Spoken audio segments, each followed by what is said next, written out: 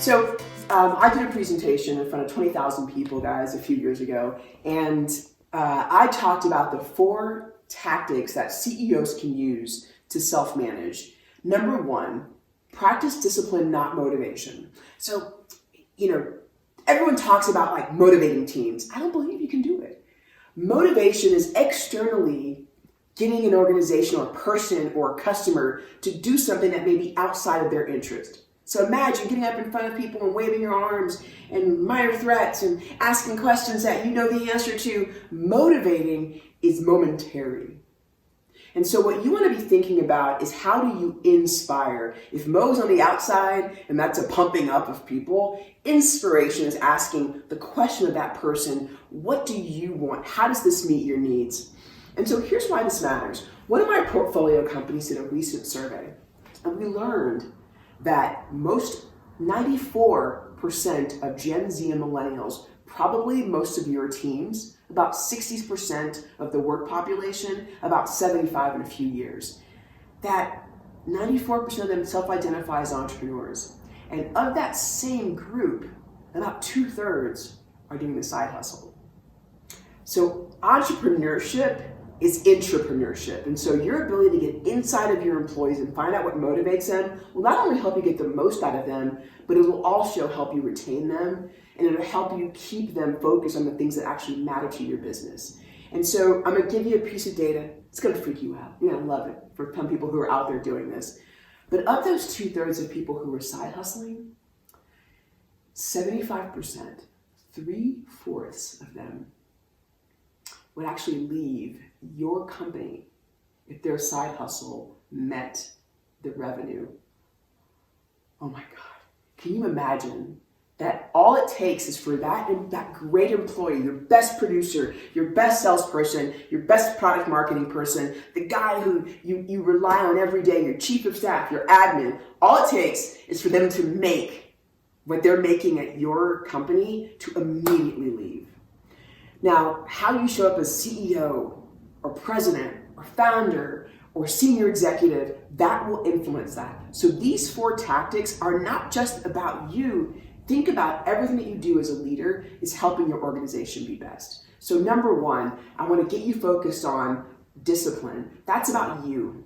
That's taking time. That's not touching your phone. We all do this. First 3 seconds of the morning, you think, what do I have to be nervous about? So we grab our phones.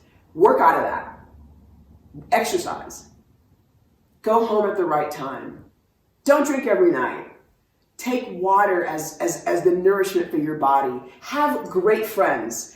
Have discipline, not motivation, for yourself or for your team. And that just means, guys, really simply, consistently doing the same thing.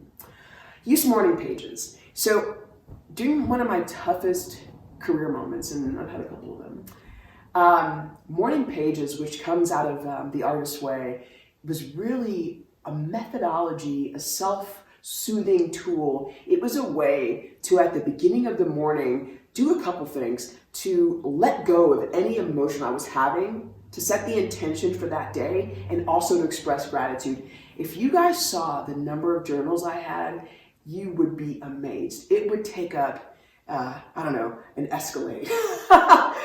It's huge. I've been journaling literally for my life. And so the 3 things that I recommend you do, number 1, get out, pour out. Just takes 2 minutes.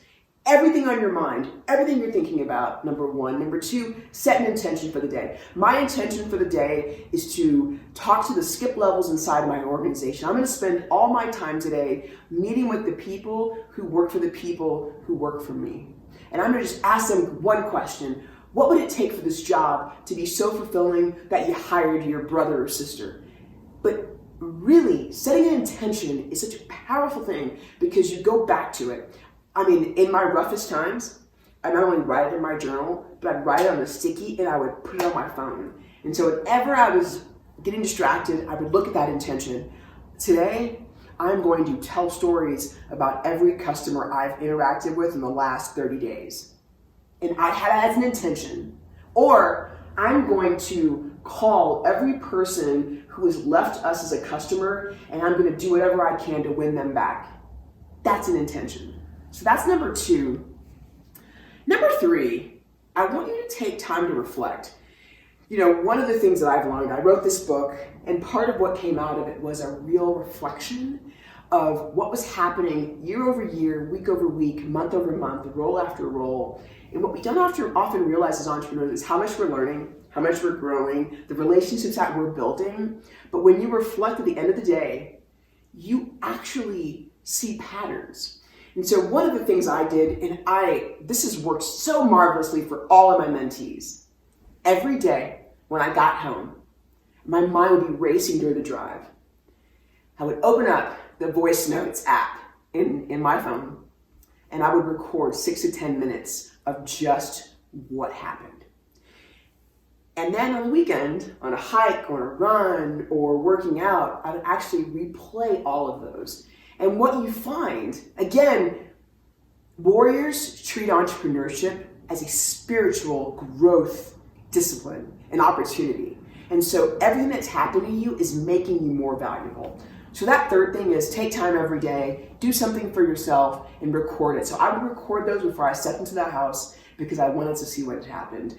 And then lastly, you got to read. I know you hear this, but imagine not learning from the masters. And so I read constantly, and with the luck of having Audible in all of our lives, we can also listen as we're in commute or in our off time. We can continue to grow as entrepreneurs.